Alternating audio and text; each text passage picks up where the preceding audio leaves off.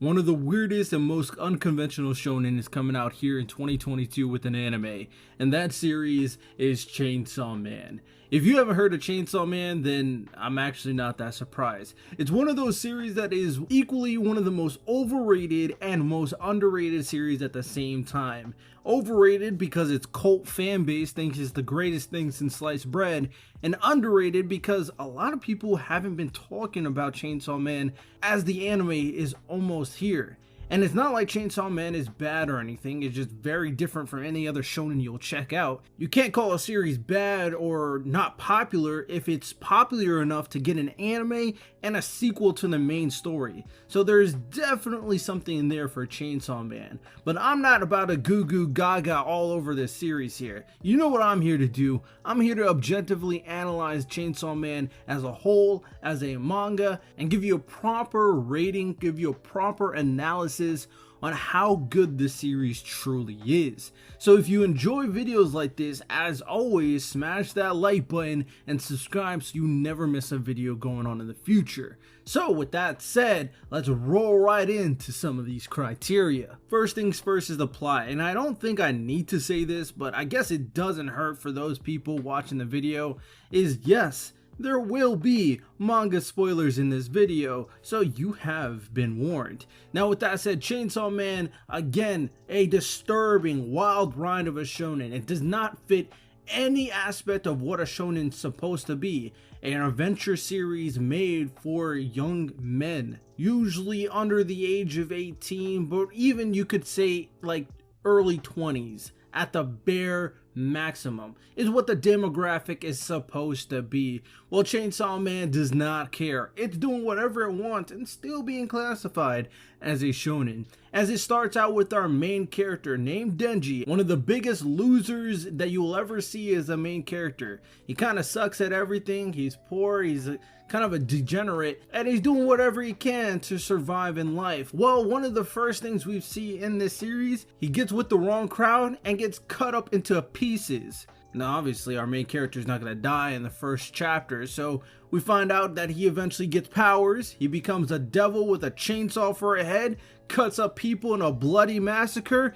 and that is where our story starts. Now you may be thinking, okay, what is the premise? What is our main character going to do for the rest of the story? Well, let me tell you, he doesn't have a goal that is as generic as becoming the hero king or becoming the Hokage pirate. He's not going to do any of that. No, his goal, his main goal for basically the entire series is to fuck Makima, this woman right here.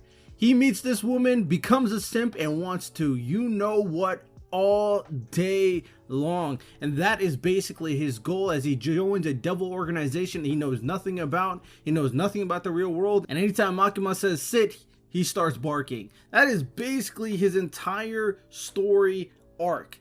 Him reaching her and those mountaintops. Now of course it's not as simple as that. As we learn more about Makima, as we learn more about the devils and how this organization works and all the different characters he meets along the way, the twists and turns, the betrayals, the character development, it's all there in the typical manga fashion in terms of storytelling. But I will say a lot of it is not truly drawn out to its fullest capacity. The story itself meets a lot of characters that get introduced but never really expanded upon. The twists and turns are there, but nothing surprising enough to make you say this is one of the greatest things I've ever seen. The plot is interesting enough to keep you enthralled with the entire story as you follow Denji, who is basically a loser with the OP power, trying to find out who he is the entire story and find out where he belongs in this crazy world. It is very unconventional in the character type, in the world, and in his goal. But with that said, the overall plot is a solid 6 out of 10. It'll keep you interested, but it's not a masterpiece in terms of writing by any means. Next, of course, let's dive into those very characters that are probably one of the catalysts of the series. Because we obviously got our loser man, Denji, who is relatable to a lot of people, considering he has no talent and he has no actual goal. He just wants to enjoy the finer things in life because he had nothing his entire life. You can understand how that may be if you were under a similar circumstance and situations. Now, we do have other characters that have more goals, like Makima and Aki. Aki being the deuteragonist who has a goal, who has a revenge story, typical rival deuteragonist situations. But unfortunately, his story definitely takes a huge turn to the worst, and you'll see what I'm talking about. You got other characters who have their own identity and goals, and these are things that is a highlight of Chainsaw Man, as there are a slew of characters, but they just don't get flushed out or drawn out enough throughout the entirety of the story. We know what their story is, but a lot of them get a very non-climactic end to their whole story arc.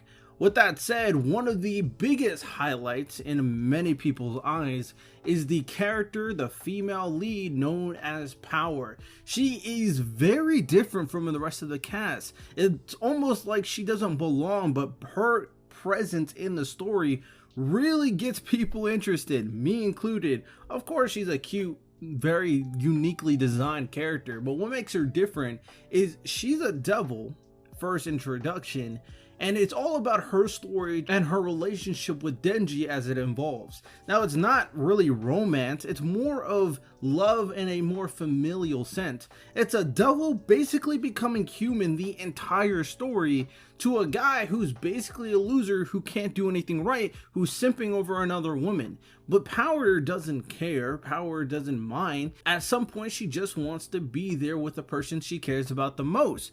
Like I said, it's more of a sister-brother relationship at the end of the day, to the point where it hit a climactic point at the end of the series that I won't spoil for you, but it does involve Power and Denji. And one of the hugest draws in the stories and one of the biggest credits I give to Chainsaw Man. A lot of people are going to love Power when the anime officially comes out, I guarantee it. So the characters, for the most part, although they're not done completely perfectly, there are a lot of unique characters that will stand out for a moment in time throughout the story. We got the key cast that I just told you about. Of course, Makima being the biggest one and having the biggest twist to her personality. In general, she's the most important character who has the most sympathy in the entire story. If I dive into it anymore, I'll be spoiling basically the entire plot of Chainsaw Man, so I'm not going to. But just keep in mind, watch this woman right here. You may love her, you might hate her, there's really no in between. So with that said, I give the characters a solid 8 out of 10.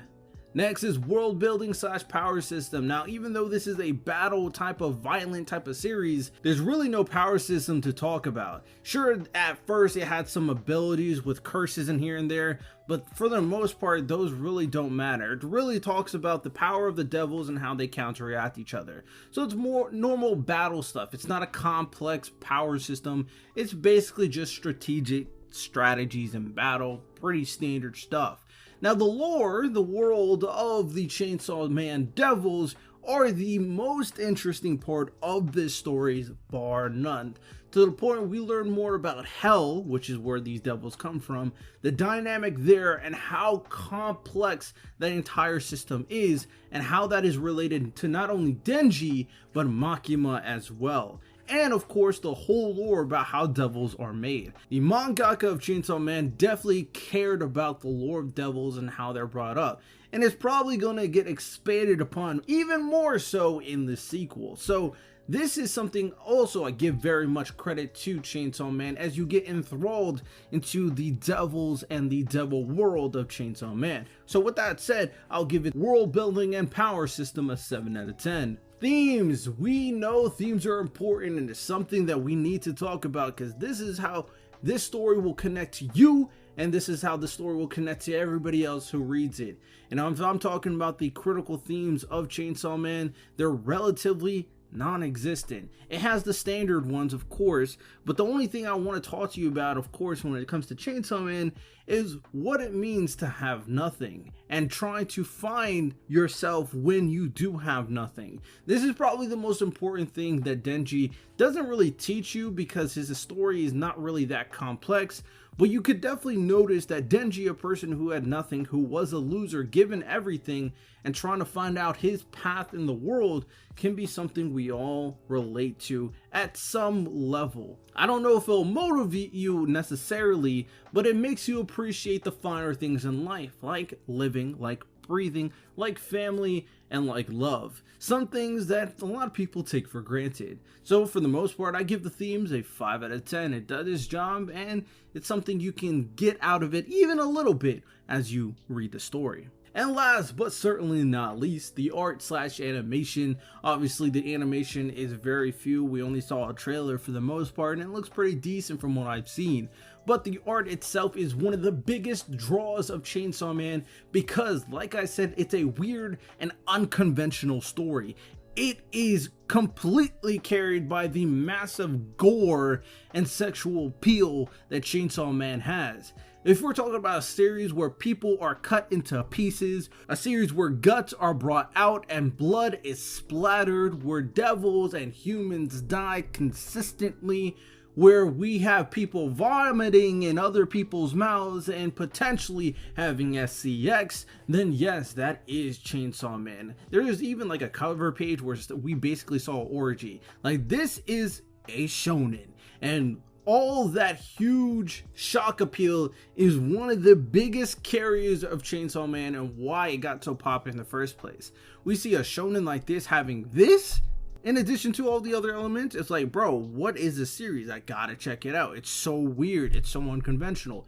It's one of the biggest draws, and the art is actually really good, especially when it gets into its jam-packed action. So with that said, those are my 5 ratings. If we have to give an overall rating of Chainsaw Man, that will be to 6.8 out of 10.